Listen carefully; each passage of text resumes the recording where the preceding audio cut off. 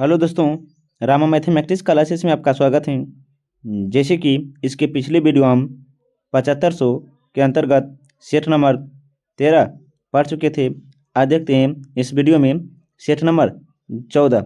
Set number 14 से जितने भी महत्वपूर्ण तथ्य एवं प्रश्न बनते हैं हम वह सब इस वीडियो में कराएंगे। बस आप इसे ध्यानपूर्वक देखिएगा और समझिएगा, और जो भी आपको महत्वपूर्ण पॉइंट लगे आप अपने कॉपी पर उसे नोट कर लीजिएगा, ताकि अगर यहाँ से प्रश्न बने तो एग्जाम हॉल में छूटने की संभावना बहुत ही कम बने। आइए बिना समय लेते हुए आगे बढ़ते हैं। यह जो है एडोटेरिया एडोटेरिया 7500 MCQ प्रश्न के हम सेट नंबर कितना तो 14 करा रहे हैं। जो है यह ऑल एग्जाम एवं ऑल इस सब्जेक्ट इसमें शामिल है। देखिएगा, यह जो है बिहार के किसी भी एग्जाम के लिए महत्वपूर्ण साबित हो सकता है। देखिएगा क्या, तो क्वेश्चन नंबर आते हैं अब एक पर। देखिएगा एक मिनट। देखिएगा क्वेश्चन नंबर 1 क्या है, तो देखिएगा भारत के निम्नलिखित संगठन निकायों में कौन सा निकाय संवैधानिक निकाय है? कौन सा संविधाय? भारत के निम्नलिखित संगठन निकायों में कौन सा निकाय संवैधानिक निकाय है? तो याद रखिएगा, राष्ट्रीय पिछड़ा वर्ग आयोग जो है एक राष्ट्रीय निकाय है। देखिएगा क्वेश्चन नंबर 2, भारत के राष्ट्रपति के संदर्भ में निम्नलिखित में से कौन से कथन सही है? भारत के राष्ट्रपति के बारे में कौन सा कथन सही है? थोड़ा सा जूम कर लेते हैं ताकि आपको अच्छा से दिख सके। देखिएगा, तो आप इसे ध्यान से देखिएगा क्या, तो भारतीय संविधान के अनुच्छेद 52 में राष्ट्रपति की योग्यता का वर्णन है? नहीं, ये गलत है। आगे क्या है? भारत में अब तक देखिएगा, भारत में अब तक किसी भी राष्ट्रपति पर महाभियोग नहीं लगाया गया है। ये क्या तो सही है। तो क्या वो केवल 2 हैं, केवल 2 हैं।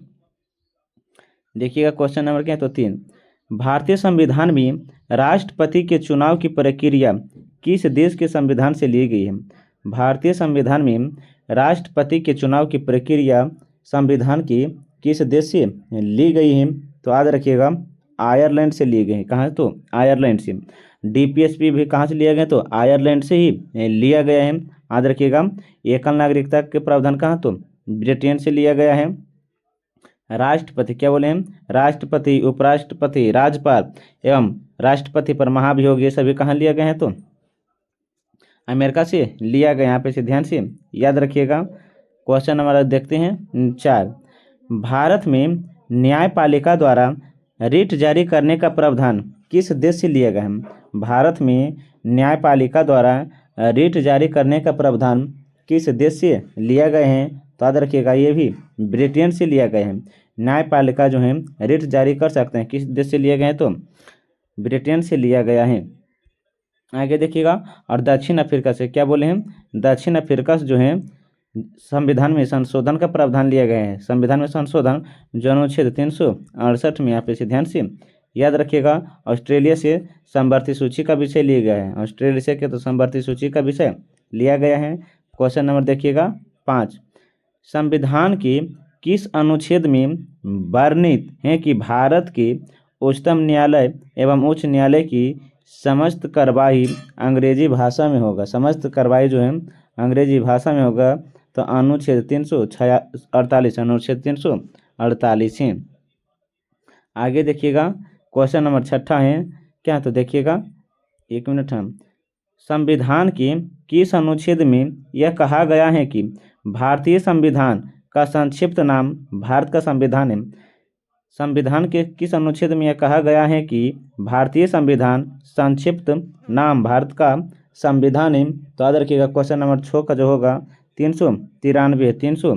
393 है। क्वेश्चन नंबर 7 देखिएगा, निम्नलिखित नदियों पर विचार करिए। निम्नलिखित नदियों पर विचार करिए। देखिएगा, यह जो होगा क्या, तो देखिएगा, उपयुक्त नदियों को पूर्वी घाट से निकलने वाली, अर्थात कौन सी नदियां जो हैं पूर्वी घाट से निकलती हैं? तो देखिएगा, यह क्वेश्चन नंबर 6 का जो होगा एक है क्या, तो सुवर्ण रेखा है, सुवर्ण रेखा, और दूसरा है वंशधारा। वंशधारा जो है पूर्वी घाट से निकलता है। ऑप्शन नंबर 4 होगा। ऑप्शन नंबर 3 और 4 देखिएगा। क्वेश्चन नंबर कितना होगा तो 8 क्या देखिएगा, प्रतिचक्रवर्ता के संबंध में निम्नलिखित में से कौन सा कथन सत्य है। प्रतिचक्रवर्ता के संबंध में निम्नलिखित में से कौन सा कथन सत्य है, तो देखिएगा 8 का जो होगा इनमें से सभी होगा, इनमें से सभी। इसके केंद्र में वायु दाब उच्चतम होता है, ये भी सही है। इसमें हवा की दिशा केंद्र की परिधि की ओर होती है, ये भी सही है। भूमध्य रेखा भाग में इसका पूर्णतः अभाव होता है, ये भी सही है।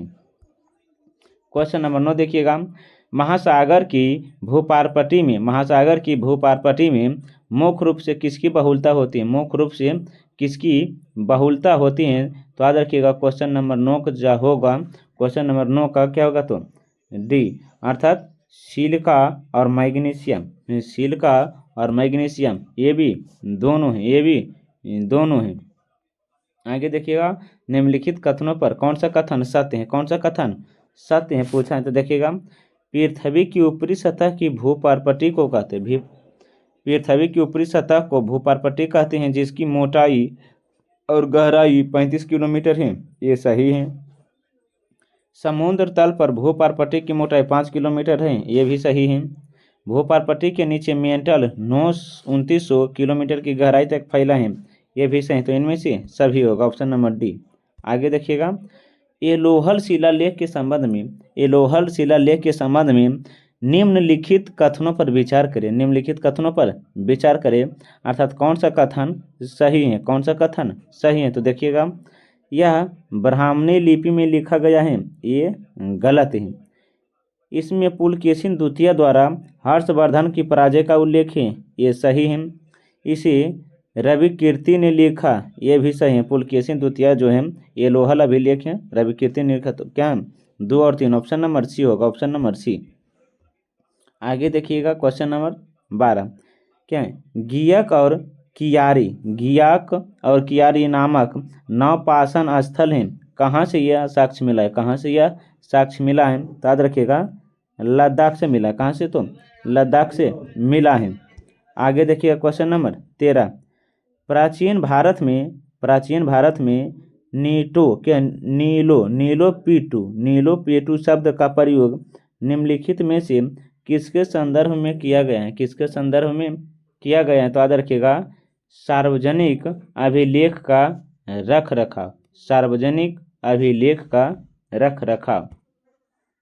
क्वेश्चन नंबर 14 देखिएगा, निम्नलिखित में से कौन सा सही है, निम्नलिखित में कौन सही सुमेलित है, तो क्वेश्चन नंबर 14 को जो होगा देखिएगा क्या, तो किताब उल हिंद के लेखक इब्न बतूता सही है। तुगलकनामा के लेखक जियाउद्दीन बर्नी हैं, गलत हैं। शाहनामा के लेखक फिरदौसी हैं, ये सही हैं, ये सही हैं। तहकीक हिंद के लेखक अबुर हैं, ये गलत हैं। तो क्या होगा 1 और 3 के option number A, option number A है। आगे देखिएगा, क्वेश्चन नंबर 15, निम्नलिखित में कौन सिकंदर के साथ भारत नहीं आया था, सिकंदर के साथ कौन भारत नहीं आया था, तो निरकायस, आर्नेटिकियस और अरिबोल्टुस के अरिस्टोबुलस आया था, लेकिन डायमेकस नहीं आया था, ऑप्शन नंबर बी होगा, ऑप्शन नंबर बी। आगे देखिएगा, क्वेश्चन नंबर 16 जो है, किस मौर्य स्तंभ के शीर्ष पर एक विशाल हाथी स्थापित किया गया है, किस मौर्य स्तंभ के शीर्ष पर एक विशाल हाथी स्थापित किया गया है, तो 16 को जो होगा सी है, क्या तो संकीसा स्तंभ, क्या तो संकीसा स्तंभ है। क्वेश्चन नंबर 17 देखिएगा, पानीपत के तृतीय युद्ध के पश्चात मराठा पेशवा कौन बना, पानीपत के तृतीय युद्ध के पश्चात मराठा पेशवा कौन बना, तो याद रखिएगा माधवराव प्रथम, कौन बना, तो माधवराव प्रथम बना था। आगे देखिएगा, निम्नलिखित में से कौन फारसी का प्रथम कवि था, निम्नलिखित में से कौन फारसी का प्रथम कवि था जिसने अपनी कविता में भारतीय पर्यावरण को चित्रित किया है, जिसने अपनी कविता में भारतीय पर्यावरण को चित्रित किया है, तो देखिएगा 18 जो होगा ये होगा, 18 का ए अमीर खुसरो था, अमीर खुसरो था। आगे देखिएगा, निम्नलिखित नेताओं में से किसने द्वितीय गोलमेज सम्मेलन में भाग नहीं लिया था, कौन द्वितीय गोलमेज सम्मेलन में भाग नहीं लिया था। क्वेश्चन नंबर 19 का जो होगा एम के गांधी लिया था, सरोजनी नायडू भी लिया था, पंडित मदन मोहन मालवीय भी लिया था, लेकिन डॉक्टर राजेंद्र प्रसाद नहीं लिया था। ऑप्शन नंबर डी होगा। आगे देखिएगा क्वेश्चन नंबर 20 क्या तो 1857 के विद्रोह के दमन के संदर्भ में कौन कर्म सही है, कौन सा कर्म सही है। क्वेश्चन नंबर कितना तो 20। मेरठ से कहाँ गया है, दिल्ली, दिल्ली से कानपुर, कानपुर से झांसी गया, तो ऑप्शन नंबर ए है, ऑप्शन नंबर ए है। दोबारा बोल देते हैं, बहुत ही इंपॉर्टेंट क्वेश्चन है। 1857 के विद्रोह के दमन के संदर्भ में कौन सा कर्म सही है। मेरठ से दिल्ली, दिल्ली से कानपुर, कानपुर से लखनऊ, लखनऊ से झांसी गया है। क्वेश्चन नंबर 21 देखिएगा, भारत छोड़ो आंदोलन से उत्पन्न दंगे निम्न में से किस क्षेत्र में सबसे अधिक व्यापक रहे, किस क्षेत्र में सबसे अधिक व्यापक रहे। तो क्वेश्चन नंबर 21 का जो होगा क्या तो देखिएगा 21 का बिहार भी है, बंगाल नहीं रहा था, गुजरात भी नहीं रहता, संयुक्त प्रांत रहा था, 1 और 4, option number D, option number D है। आगे देखिएगा क्वेश्चन नंबर 22, भारत में हिंदू कोड बिल का विरोध किसने किया था। भारत में हिंदू कोड बिल का विरोध किसने किया था। तो 22 का जो होगा क्या 22 का जो होगा डॉक्टर राजेंद्र प्रसाद, डॉक्टर राजेंद्र प्रसाद है। क्वेश्चन नंबर 23 देखिएगा, खिलाफत आंदोलन की शुरुआत, खिलाफत आंदोलन की शुरुआत के पीछे निम्नलिखित में से कौन सा मुख्य कारण था, निम्नलिखित में से कौन सा मुख्य कारण था। तो याद रखिएगा, अंग्रेजों द्वारा खलीफा पर बहुत सख्त संधि थोपना, अंग्रेजों द्वारा खलीफा पर बहुत सख्त संधि थोपना। क्वेश्चन नंबर देखिएगा 24, क्वेश्चन नंबर कितना तो 24 देखिएगा, 1 मिनट। निम्नलिखित घटनाओं को के कालक्रमानुसार व्यवस्थित कीजिए और नीचे दिए गए कोड का सही उत्तर चुनिए। तो क्वेश्चन नंबर 24 का जो होगा देखिएगा क्या होगा तो पहले है, इसमें जो सबसे पहले आया था बोर्ड क्या तो बोर्ड घोषणा पत्र आया था, बोर्ड घोषणा पत्र पहला है। उसके बाद आया था कौन हंटर आयोग, ये 2 होगा। उसके बाद क्या तो देखिएगा 1 मिनट देखिएगा, 1 मिनट 1 मिनट। पहले आया था बोर्ड घोषणा पत्र, ये होगा पहले हैं 3, क्या पहले हैं 3। उसके बाद आया था सेंडर आयोग, ये होगा 2। उसके बाद आया था हंटर आयोग, ये होगा 1। उसके बाद था क्या तो सार्जेंट आयोग, ये है तो 4। तो देखिएगा 3 3 2 1 4 कहाँ है तो ऑप्शन नंबर बी में है, ऑप्शन नंबर बी में। तो आप इसे ध्यान से याद रखिएगा। क्वेश्चन नंबर 25 देखिएगा, निम्नलिखित गवर्नर जनरलों में से किसने कांग्रेस को अधिक अल्पसंख्यक लोगों का प्रतिनिधित्व करने वाली कहकर उपवास किया था, उपवास किया था। तो क्वेश्चन नंबर 25 का जो होगा ये है लॉर्ड डफरिन ने कहा था, लॉर्ड डफरिन ने। निम्नलिखित गवर्नर जनरलों में से किसने कांग्रेस के अत्यधिक अल्पसंख्यक लोगों का प्रतिनिधित्व करने वाले कहकर उपवास किया था। तो लॉर्ड डफरिन था, लॉर्ड डफरिन था। आगे देखिएगा, कृत्रिम उपग्रह में विद्युत ऊर्जा का स्रोत होता है, कृत्रिम उपग्रह में विद्युत ऊर्जा का स्रोत होता है। तो क्वेश्चन नंबर 26 का जो होगा बी है कि तो सौर सेल है, क्या तो सौर सेल है। क्वेश्चन नंबर कितना तो देखिएगा 27, सौर विकिरण की सबसे महत्वपूर्ण भूमिका इसमें किसमें होती है। सौर विकिरण की सबसे महत्वपूर्ण भूमिका किसमें होती है। तो क्वेश्चन नंबर 27 का देखिएगा, जल चक्र में सौर विकिरण की सबसे महत्वपूर्ण भूमिका होती है। त्वरण ऋणात्मक होने पर किसी पिंड के वेग पर क्या प्रभाव पड़ेगा। त्वरण ऋणात्मक होने पर किसी पिंड के वेग पर क्या प्रभाव पड़ेगा। क्वेश्चन नंबर 28 का जो होगा क्या तो घटेगा, क्या तो घटेगा। आगे देखिएगा, किस कोशिकाओं के विभिन्न प्रकार की क्रियाओं का मुख्य स्थल है, किस कोशिकाओं के विभिन्न प्रकार की क्रियाओं का मुख्य स्थल है। तो 29 का जो होगा कोशिका द्रव्य है, कोशिका द्रव्य, ऑप्शन नंबर सी होगा। आगे देखिएगा, रेनिन का सार्व कहाँ होता है, रेनिन का सार्व कहाँ होता है। तो क्वेश्चन नंबर 30 का जो होगा जठर ग्रंथि में रेनिन का सार्व होता है, रेनिन का सार्व कहाँ होता है तो जठर ग्रंथि में होता है। आगे देखिएगा क्वेश्चन नंबर 31, मनुष्य की श्वसन नली में होती है, मनुष्य की श्वसन नली में होती है। तो याद रखिएगा ओ आकार की उपस्थिति रहता है, ओ आकार की उपस्थिति रहता है।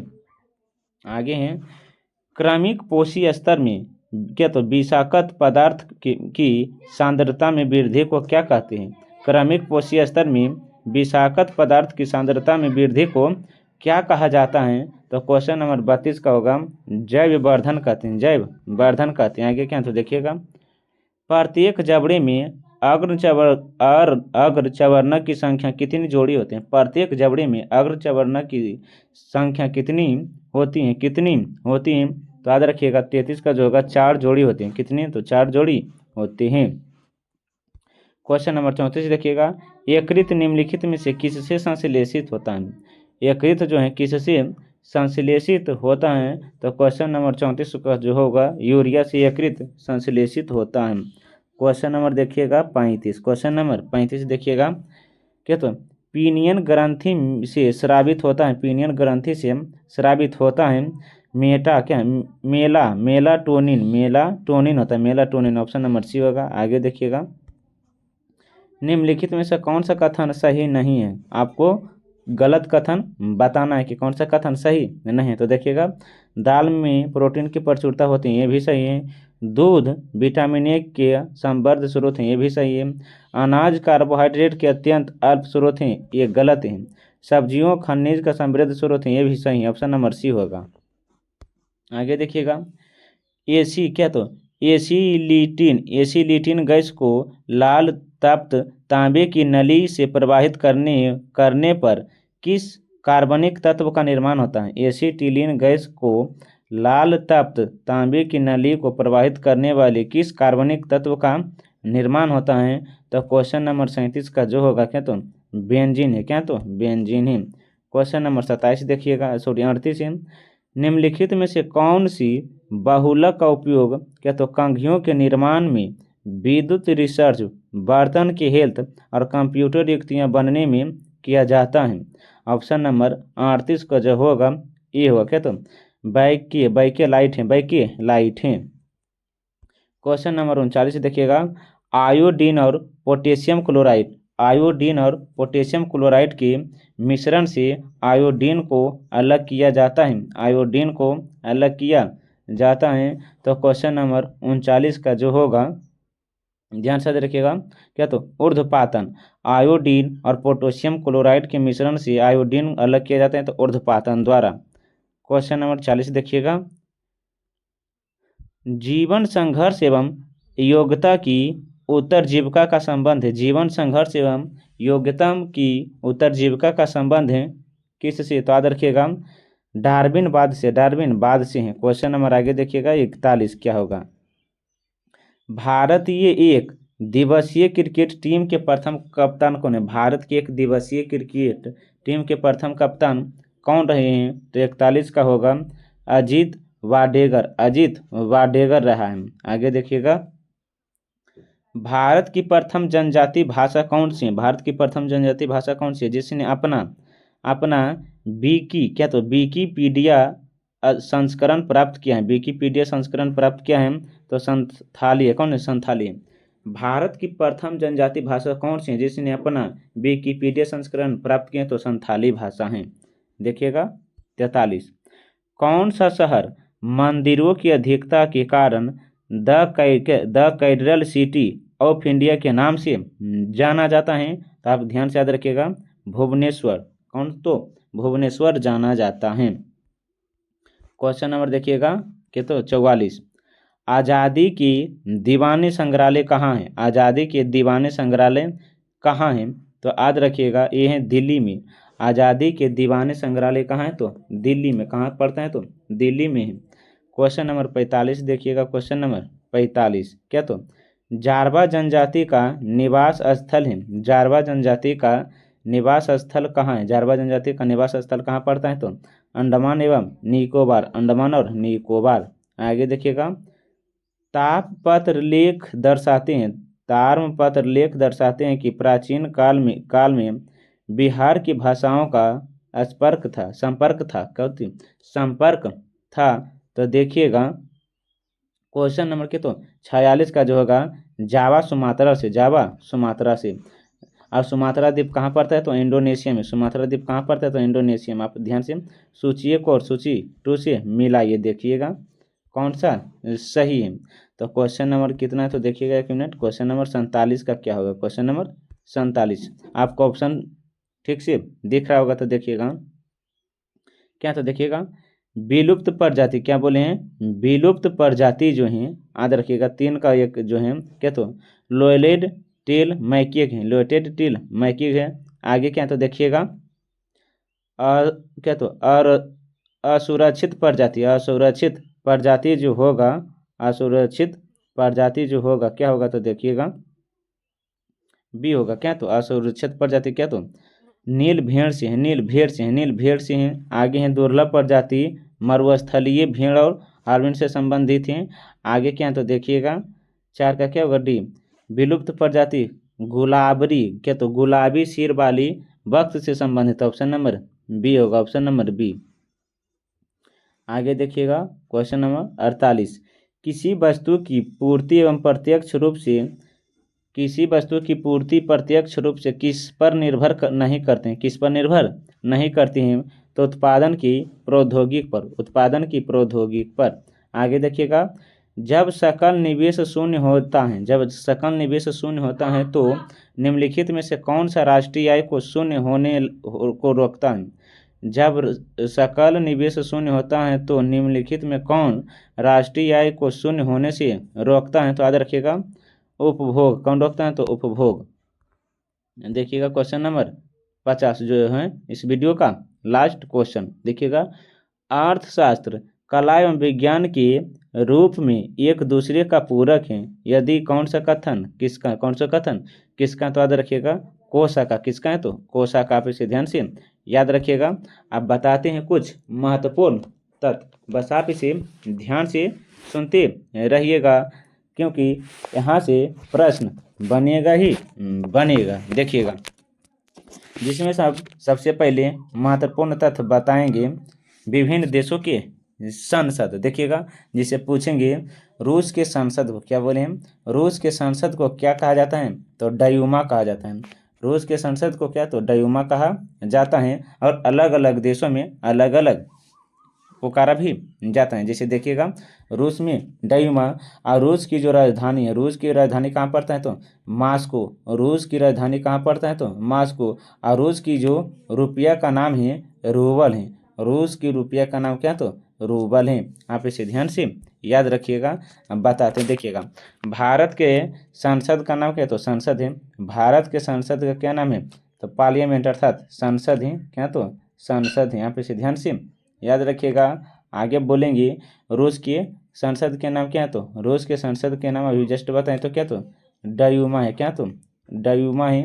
आगे देखिएगा ब्रिटेन, ऑस्ट्रेलिया और कनाडा 3 देश बोले हैं, ब्रिटेन क्या बोले हैं ऑस्ट्रेलिया, क्या ऑस्ट्रेलिया क्या तो कनाडा का संसद का नाम क्या तो पार्लियामेंट है, क्या तो पार्लियामेंट है। तब पूछेंगे किन 3 देश का संसद का नाम पार्लियामेंट है तो ब्रिटेन, ऑस्ट्रेलिया और कनाडा बताइएगा। आगे देखिएगा यूएस अर्थात अमेरिका के संसद का नाम क्या है तो कांग्रेस है, अमेरिका के संसद का नाम क्या है तो कांग्रेस है। आप इसे ध्यान से याद रखिएगा। जापान के कांग्रेस का नाम क्या है तो डायड है, जापान की क्या बोले हैं, जापान के कांग्रेस का नाम क्या है तो डायड है, क्या है तो डायड है। आगे देखिएगा मालदीव और ईरान, मालदीव और ईरान के जो संसद का नाम है क्या तो मजलिस है, क्या तो मजलिस है। ईरान और क्या बोले हैं मालदीव और ईरान मजलिस है, मालदीव और ईरान क्या तो मजलिस है। आगे देखिएगा फ्रांस और पाकिस्तान, फ्रांस और पाकिस्तान की जो संसद का नाम है नेशनल असेंबली है। फ्रांस क्या बोले हैं, फ्रांस और पाकिस्तान के जो संसद का नाम है नेशनल असेंबली है, नेशनल असेंबली है। मिस्र के पाकिस्तान का जो नाम है, सॉरी मिस्र के जो संसद का नाम है, मिस्र के जो संसद का नाम है पीपुल्स असेंबली है, पीपुल्स असेंबली है। आप इसे ध्यान से याद रखिएगा। इसके अलावा है क्या तो अफगानिस्तान के संसद का नाम जो है शोरा है, अफगानिस्तान के संसद का नाम शोरा है। बांग्लादेश के संसद का नाम क्या है तो जातीय संसद है, जातीय संसद है। क्या इजराइल के संसद का नाम क्या तो नेसेट है, नेसेट है। आप इसे ध्यान से याद रखिएगा। नेपाल के संसद का नाम क्या? तो नेपाल के संसद का जो नाम है राष्ट्रीय पंचायत है। क्या? तो राष्ट्रीय पंचायत है। चीन की संसद का नाम क्या? तो चीन के संसद का जो नाम है नेशनल पीपुल्स कांग्रेस है। नेशनल पीपुल्स कांग्रेस किसका है? तो चीन का है। भूटान का क्या? तो क्या है? तसोगाडू है। तुर्की का क्या है? तो ग्रेड नेशनल असेंबली है। आप इसे ध्यान से याद रखिएगा। आगे देखिएगा और कुछ महत्वपूर्ण तथ्य बताते हैं। हम जो भी बस बोल रहे हैं बस आप उसे ध्यान से सुनते रहिएगा। एक है स्विट्जरलैंड के असेंबली का नाम क्या? तो फेडरल असेंबली है। स्विट्जरलैंड के संसद का नाम क्या? तो फेडरल असेंबली है। क्या? तो फेडरल असेंबली है। बस आप इसे ध्यान से याद रखिएगा, क्योंकि अगर यहाँ से प्रश्न बने तो छूटने की संभावना बहुत ही कम बने। आइए देखते हैं और कुछ महत्वपूर्ण तथ्य देखिएगा। अगर वीडियो अच्छा लगता है तो लाइक, सब्सक्राइब, कमेंट और अपने साथ साथ अपने दोस्तों को साथ भी शेयर करते चलिएगा। देखिएगा और कुछ महत्वपूर्ण तथ्य जो हैं क्या? तो अब यहाँ से पूछेंगे चावल जो है सबसे ज़्यादा किस राज्य में होता है? मैंने पहले, दूसरे और तीसरे स्थान पर कौन कौन है? तो देखिएगा चावल के उत्पादन में सबसे प्रथम राज्य है पश्चिम बंगाल। कौन है? पश्चिम बंगाल। उसके बाद आता है यूपी। कौन आता है? यूपी। उसके बाद आते हैं कौन से? पंजाब। कौन आते हैं? तो पंजाब। गन्ना सबसे ज़्यादा कहाँ होता है? तो उत्तर प्रदेश में। गन्ना सबसे ज़्यादा कहाँ होता है? तो उत्तर प्रदेश में। आप इसे ध्यान से याद रखिएगा। उसके बाद गन्ना उत्तर प्रदेश के बाद आता है महाराष्ट्र। क्या? तो महाराष्ट्र। उसके बाद आता है कर्नाटक। उसके बाद कहाँ आता है? तो कर्नाटक। मक्का सबसे ज़्यादा कहाँ था? तो कर्नाटक में। उसके बाद मध्य प्रदेश। उसके बाद आता है महाराष्ट्र। लेकिन पूछेंगे मोटा अनाज के उत्पादन में प्रथम स्थान कौन है? तो राजस्थान। उसके बाद आता है कर्नाटक। उसके बाद महाराष्ट्र आता है। ये क्या? तो मोटा अनाज के संबंध में है। लेकिन पूछेंगे कपास सबसे ज़्यादा कहाँ होता है? तो महाराष्ट्र में सबसे ज़्यादा कपास होता है। उसके बाद महाराष्ट्र के बाद गुजरात। गुजरात के बाद क्या? तो तेलंगाना। गुजरात के बाद कहा था? तो तेलंगाना। आप इसे ध्यान से याद रखिएगा। आइए देखते हैं कुछ और महत्वपूर्ण तथ्य। देखिएगा 1 मिनट। देखिएगा क्या? तो कुछ महत्वपूर्ण तथ्य समुद्रीय जल का पीएच मान। क्या बोले हैं? समुद्रीय जल का पीएच मान बोलिएंगे तो कितना होगा? समुद्री जल का पीएच मान 8.4 होता है। 8.4 होता है। लार का पीएच मान कितना होता है? तो 6.5 होता है। 6.5 होता है। दूध का पीएच मान। क्या बोले हैं? दूध का पीएच मान कितना होता है? तो दूध का पीएच मान 6.4 होता है। 6.4 होता है। किसका? तो दूध का। मूत्र का पीएच मान 6 होता है। मूत्र का पीएच मान कितना? तो 6 होता है। आगे देखिएगा शराब का पीएच मान 2.8 होता है। शराब का पीएच मान 2.8 होता है। सिरका का पीएच मान 2.4। सिरका का पीएच मान 2.4 और नींबू का पीएच मान 2.2 होता है। 2.2 होता है। जबकि मानव शरीर में जो रक्त होते हैं उसका पीएच मान 7.4 होते हैं। 7.4 होते हैं। वर्षा जल के पीएच मान 5.6 से कम होता है। 5.6 से कम होता है। मुंह के पीएच मान 5.5 से कम होता है। 5.5 से कम होता है। आप ध्यान से याद रखिएगा, क्योंकि अगर यहाँ से प्रश्न बने तो छूटने की संभावना बहुत ही कम बने। अब आइए देखते हैं प्रमुख नदियों का संबंधित तथ्य, अर्थात उद्गम और मिलन स्थल देखेंगे। देखिएगा यहाँ पर जो है, देखिएगा 1 मिनट, क्या तो देखिएगा प्रमुख तथ्य। देखिएगा पूछेंगे सिंधु नदी। क्या बोले हैं? सिंधु नदी का उद्गम स्थल कहाँ है? तो सिंगी मानसरोवर झील के निकट। मानसरोवर झील के निकट बोलिएगा सिंधु का उद्गम है। सिंधु का क्या? तो उद्गम। लेकिन सिंधु नदी कहाँ जाकर गिरती हैं या कहाँ मिलती हैं? तो अरब सागर में मिलती है। कहाँ? तो अरब सागर में। चिनाब नदी का उद्गम कहाँ? तो हिमालय की चोटी से। और कहाँ से मिलती हैं जाके? तो सतलुज नदी में मिल जाती हैं। रावी नदी का उद्गम स्थल जो है रोहतांग दर्रा के पश्चिम से। और ये कहाँ मिलते हैं? तो चेनाब नदी में मिलता है। कहाँ? तो चेनाब नदी में मिलता है। ब्यास नदी का उद्गम जो है ब्यास कुंड हिमाचल प्रदेश में। यह जो है यह भी सतलुज नदी में ही मिल जाती है। सतलुज नदी का उद्गम स्थल कहाँ है? तो राक्षसताल तिब्बत से है, राक्षसताल तिब्बत, ये भी चेनाब नदी में मिलता है। गंगा का उद्गम स्थल गोमुख या गंगोत्री, गोमुख या गंगोत्री हिमानी, जो उत्तराखंड में पड़ता है। और गंगा नदी जो है बंगाल की खाड़ी में मिलन करते हैं, बंगाल की खाड़ी में मिलन करते हैं। आप इसे ध्यान से याद रखिएगा। कोसी नदी कहाँ से निकलती हैं? तो गोसाईनाथ चोटी से, गोसाईनाथ चोटी से। और कहाँ मिलती हैं आकर? तो गंगा में, गंगा में मिलता है। महानदी कहाँ से निकलता है? महानदी कहाँ से निकलता है? तो याद रखिएगा, महानदी जो है दार्जिलिंग पहाड़ी से निकलता है, दार्जिलिंग पहाड़ी से निकलता है। और कहाँ जाके मिलते हैं? तो फरक्का के पास गंगा में, फरक्का के पास गंगा में मिल जाते हैं। कौन सी नदी? तो महानंदा नदी, महानंदा नदी। आप इसे ध्यान से याद रखिएगा। इसके अलावा पूछा जाता है ब्रह्मपुत्रा नदी कहाँ से निकलता है? ब्रह्मपुत्रा तो क्या? तो चोमा युगांडुंग हिमनद से, चोमा युगांडू हिमनद से निकलता है। और यह जो है बंगाल की खाड़ी में, ब्रह्मपुत्रा नदी भी कहाँ? तो बंगाल की खाड़ी में ही विलीन हो जाती है। आप इसे ध्यान से याद रखिएगा। कृष्णा नदी जो है बंगाल की खाड़ी में गिरता है, कावेरी नदी भी बंगाल की खाड़ी में गिरता है, गोदावरी नदी बंगाल की खाड़ी में गिरता है। तो देखिएगा क्या बोले हैं? कृष्णा, कावेरी, गोदावरी, कृष्णा, कावेरी, गोदावरी, ब्रह्मपुत्रा, क्या बोले हैं? ब्रह्मपुत्रा और गंगा, क्या बोले हैं? गंगा। ये जो सभी नदियां हैं बंगाल की खाड़ी में ही गिरते हैं, बंगाल की खाड़ी में ही गिरते हैं। आप इसे ध्यान से याद रखिएगा, क्योंकि ये जो सभी हैं ये जो सभी हैं पूरब की ओर गिरने वाली नदी हैं, पूरब की ओर बहने वाली नदी हैं। आप इसे ध्यान से याद रखिएगा। अब यहाँ से देखिएगा कुछ महत्वपूर्ण तथ्य जो यहाँ से बनते हैं। तो पूछते हैं सेंट पीटर्सबर्ग, सेंट पीटर्सबर्ग जो है कहाँ है? सेंट पीटर्सबर्ग, सेंट पीटर्सबर्ग कहाँ पड़ता है? तो रूस में पड़ता है। कहाँ? तो रूस में पड़ता है। आगे बोलेंगे कोलंबो कहाँ है? तो कोलंबो श्रीलंका में। मनीला फिलीपींस में, मनीला कहाँ? तो फिलीपींस में। क्या? योकोहामा जो है जापान, जापान रेशम बंदरगाह है। आगे क्या? तो डेनमार्क कोपेनहेगन है, कोपेनहेगन है। दक्षिण अफ्रीका की केप टाउन है, दक्षिण अफ्रीका केप टाउन है। कनाडा वैंकूवर है, वैंकूवर है। ब्राज़ील में सेंटोस है, ब्राज़ील में सेंटोस है। काहिरा मिस्र में पड़ता है, काहिरा कहाँ है? तो मिस्र में है। मिस्र कहाँ? तो क्या? तो Algeria, Algeria. New Zealand Auckland, New Zealand Auckland. क्या? तो क्या? तो मरमाकस, मरमाकस कहाँ पड़ता है? तो रूस में पड़ता है। कहाँ पड़ता है? तो रूस में। कोचिन कहाँ पड़ता है? तो भारत में, कोचिन भारत में।